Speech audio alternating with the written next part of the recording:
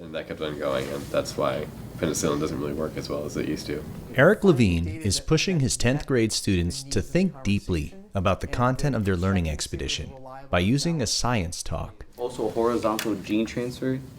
The gene from one bacteria, they have the antibiotic resistance gene, goes into the other bacteria. To piggyback on what everyone else is saying, a quote that I got from Source. A science talk provides an opportunity for students to practice thinking and speaking like a scientist, using evidence from complex texts, original research, and authentic data. It could come to the point where we can't stop the infection, so it's a global threat. In this video, we are focusing on 3 strategies: establishing norms and goals, selecting a compelling topic, and sequencing questions.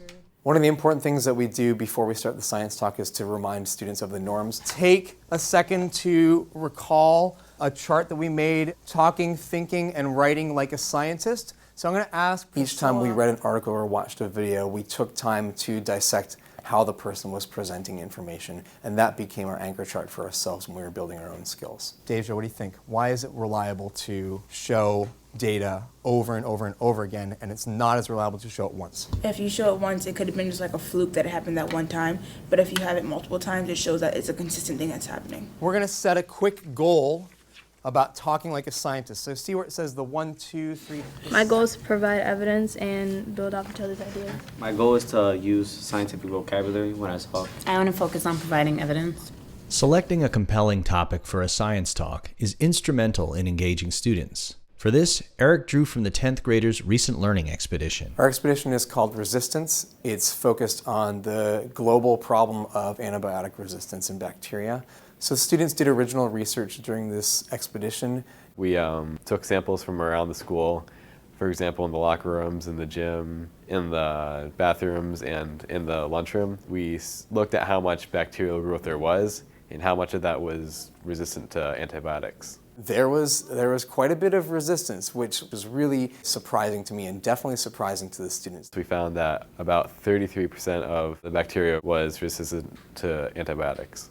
With a compelling topic at hand and a clear picture of norms and goals, Eric's students were ready to engage in a science talk. So up here on the board, there's a claim, there's some guiding questions. We'll come back. Strategically designing and sequencing questions is key to the effectiveness of science talks. I wanted students to start by talking big picture about the issue to get kids caught up about what they were supposed to know. Then I wanted to really focus on the data, and then I really wanted kids to be in a place where they could talk about, so what's important about this issue. First guiding question that we're going to talk about is antibiotic resistance a global threat?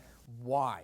How do we know? To prove that it's globally a threat is from Source 3, The Threat of Antibiotic Resistance, Center for Disease Control and Prevention, 2013.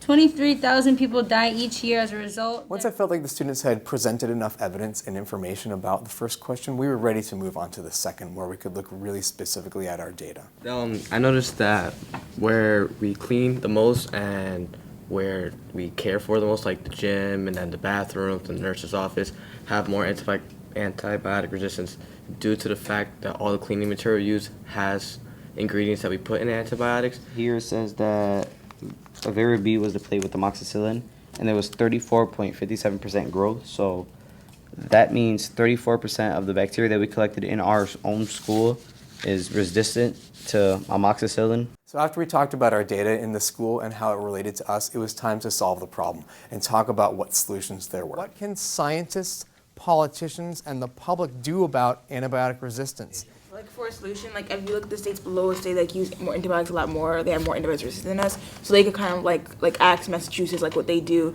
to help like lower antibiotic resistance, and then we can ask states who have lower antibiotic resistance than we do, and we can follow the lead of the states who have lower antibiotic resistance. One thing the government can do is have tighter regulations. Since there's data that shows antibiotic use, that there's more in certain states, then they should have regulations. They should check in with the doctors that are using it there. Also, in our farm, our teachers are holding us to a high standard. My fellow classmates and I have gotten so good at being academically oriented because we've been doing this since 6th grade. For me, thinking like a scientist means taking in what others are saying and reflecting on it and saying what we think about that. I am thinking more like a scientist during a science talk because I use relevant information which scientists use. I use data, and I use what I researched. If a doctor prescribes penicillin to another patient that doesn't need the penicillin, they listened well and performed to or beyond the expectations that I had for them. And I think it was a very authentic way for them to culminate the expedition. It made the issue real for them. On the back of your Science Talk response guide, in the exit slip area, take a minute to reflect on your ability to contribute to the conversation and to support our claim, furthering our understanding of the problem.